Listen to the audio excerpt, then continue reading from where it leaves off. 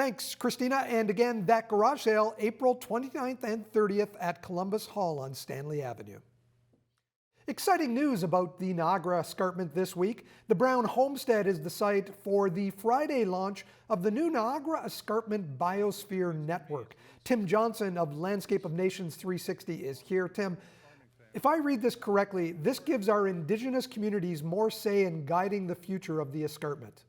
Yes, I think that's true, and that's partly what this new not-for-profit organization, the Niagara Escarpment Biosphere Network, is all about, is drawing interested parties together across the board, including Indigenous peoples. And so I think that's going to bode well for the future of how we look at and maintain and seek to preserve this UNESCO designated landform.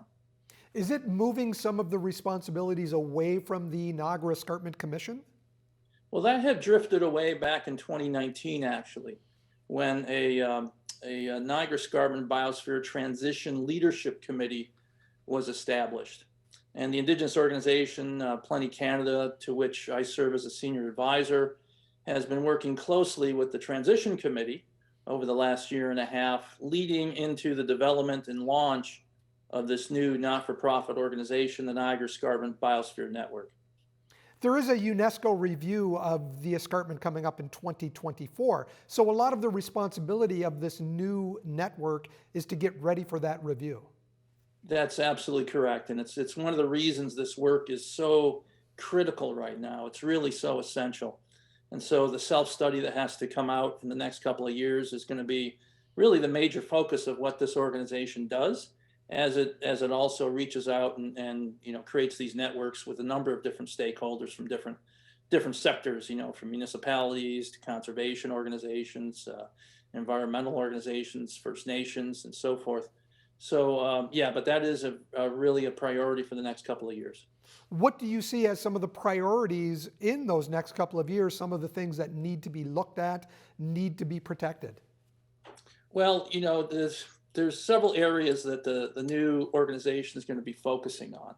These include research and evaluation, development of the audience and connecting with stakeholders throughout the entire biosphere that runs all the way from Niagara west to Hamilton, north up to the Saugeen or Bruce Peninsula.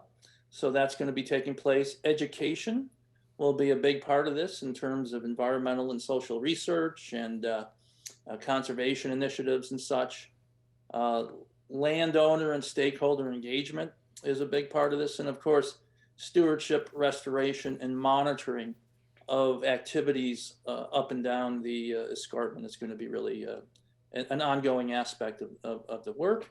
And then the other part of this is expanding the governance, management, and decision-making of the Niagara Escarpment Biosphere Network as it grows and builds into something that's going to have a really more of a permanent role in how we think about and how we integrate and how people engage with the Niagara Escarpment Biosphere.